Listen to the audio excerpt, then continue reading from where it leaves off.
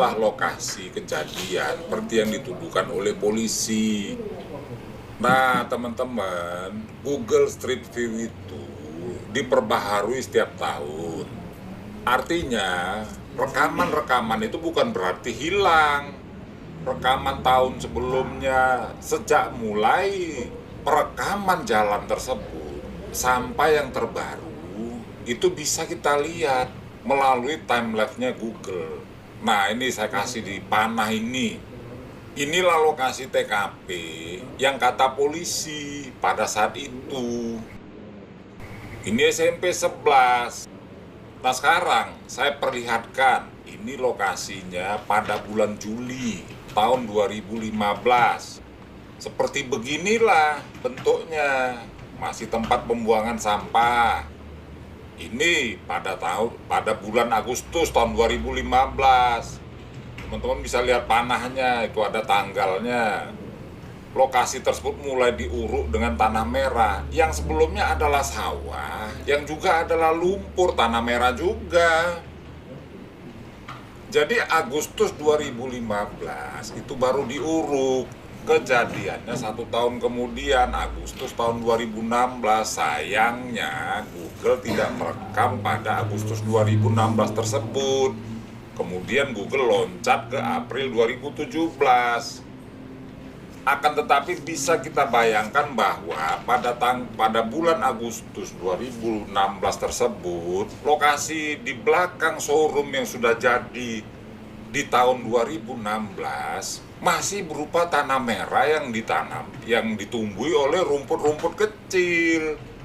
Nah, kalau Anda orang kota yang hidupnya di gedung-gedung mewah, tentu nggak paham tentang tanah merah ini.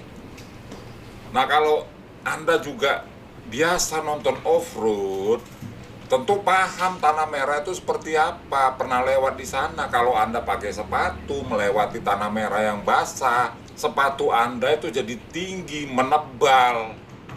Jadi misalnya ketinggian Anda 175 bisa jadi 180 cm. Karena apa? Tempelan dari tanah merah yang terus menempel sehingga membuat sepatu Anda menjadi tebal.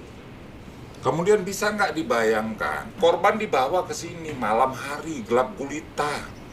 Si A melihat si B memasukkan kemaluannya ke dalam kemaluannya korban. Lah, ini manusia-manusia alien apa? Para terpidana ini bisa melihat dengan tembus pandang. Si B bisa melihat si C memukul hidungnya Eki. Bagaimana caranya? Atau si D memukul telinganya Eki, dia bisa melihat telinganya Eki. Bagaimana caranya? Di lokasi yang gelap gulita. Nah, ini yang orang-orang yang riuh rendah ini seperti menganggap kejadian ini hanya di mall, serba terang benderang, tanpa mereka pikir itu adalah malam hari yang pasti sangat gelap gulita. Hujan loh. Oke lah kalau memang itu bulan purnama, masih ada sedikit cahaya. Ini hujan. Masuk ke lokasi itu aja sudah beceknya minta ampun. Nah, kemudian dilakukanlah pemukulan, penganiayaan, pemerkosaan di sana. Apa yang terjadi? Ketika dipukul, korban jatuh ke tanah, terguling-guling. Katakanlah korban kedua-duanya bisu, tidak bisa ngomong. Dan para pelakunya bisu sehingga nggak ada orang yang dengar. Kemudian dipukul, terjadi pemukulan sana sini, beguling sana sini, beguling, dibuka celananya. Pada kondisi yang gerimis.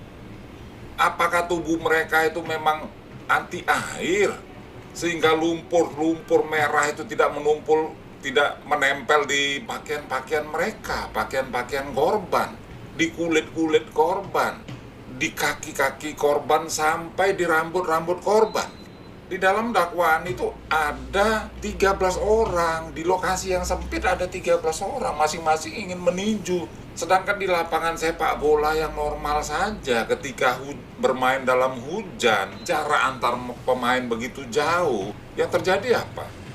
Lapangan menjadi berlumpur, pakaian-pakaian para pemain tersebut menjadi berlumpur.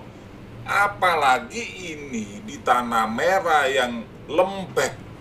Karena di posisi pada saat itu adalah musim La Nina. kemarau basah. Artinya kemarau basah tuh kemarau yang gagal. Hujannya sering, La Nina, bukan El Nino. El Nino itu tahun 2014. Maka harusnya wajah korban tuh dipenuhi dengan lumpur. Rambut korban, telinga korban dipenuhi dengan lumpur. Dan katanya korban Vina itu pakai rok pendek. Ya sudah lumpur semua dong, di roknya lumpur, di kemaluannya juga pasti ditempeli lumpur. Persoalannya kenapa orang-orang tidak memikir ke sini? Apakah para YouTuber ini memang hanya hidupnya di gedung? Seolah-olah di tempat kejadian perkara yang kata polisi itu di belakang showroom itu seperti lapangan basket yang diterangi pada malam hari. Atau seperti Indonesia Arena, lapangan Indonesia Arena. Pikir dong, saya bukan YouTuber, saya harap mereka mau menonton ini. Saya tidak mencari penonton. Paling tidak ini bisa tersuarakan fakta-fakta ini.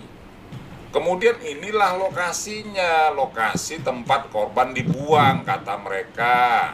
Kata polisinya, kita arahkan ke lokasi dari mulai SMP 11 sampai ke jembatan flyover tol.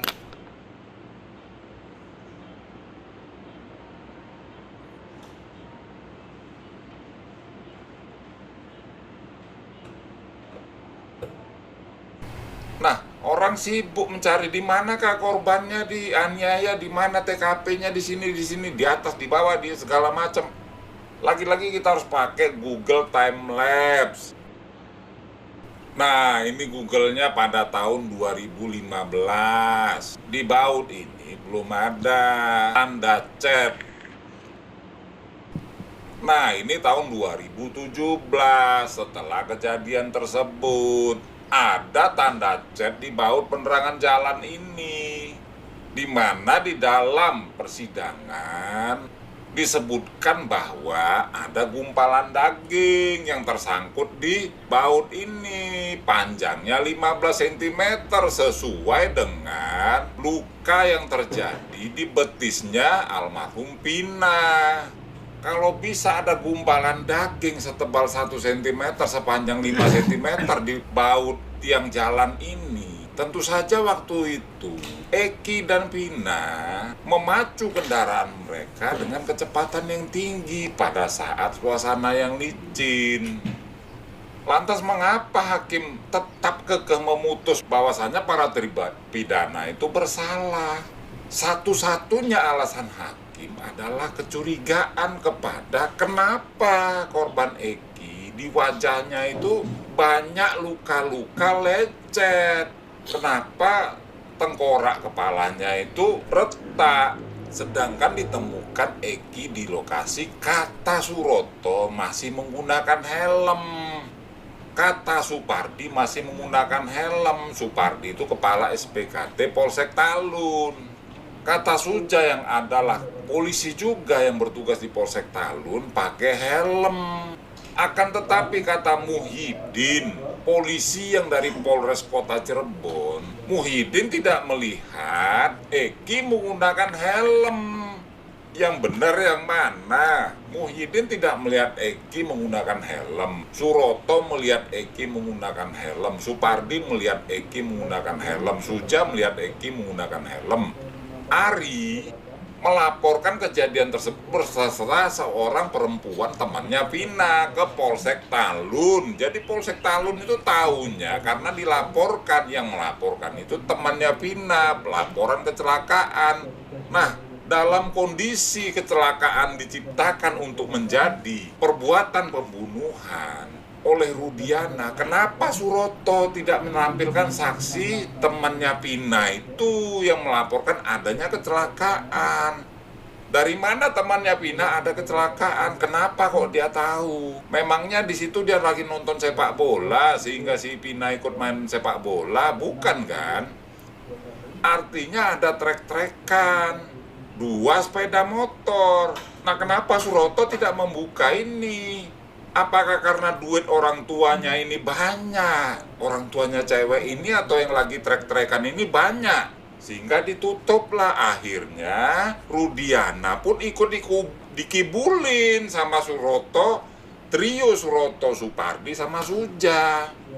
Kalau saja Suroto mengatakan bahwasannya ada loh seorang perempuan yang melaporkan saya beserta perempuan ini satu mobil datang ke TKP, perkara ini tidak akan terjadi. Tetapi kenapa perempuan ini tidak pernah di blow up?